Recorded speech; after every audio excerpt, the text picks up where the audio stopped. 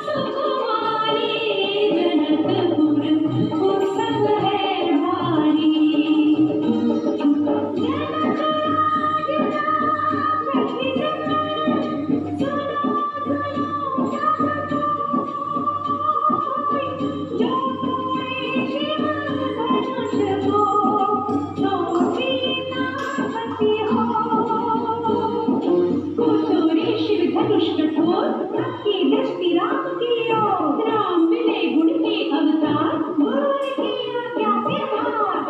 सहज भाव से शिव धनु तोड़ा, जनक सुता संग नाता जोड़ा। रघुवर जैसा और न कोई, सीता की समता नहीं होई। जो करे पराजित कांति कोटि रति काम की। हम कथा सुनाते राम सकल गुण धाम की।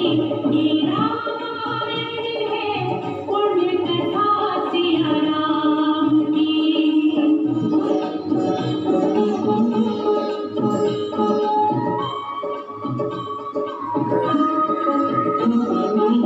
सब पर शब्द मोहिनी डाल, मंत्र मुग्ध भय सब नर नारी। यो दिन रैन जात है बीते, लव कुश ने सबके मन जीते। वन गमन, सीता हरण,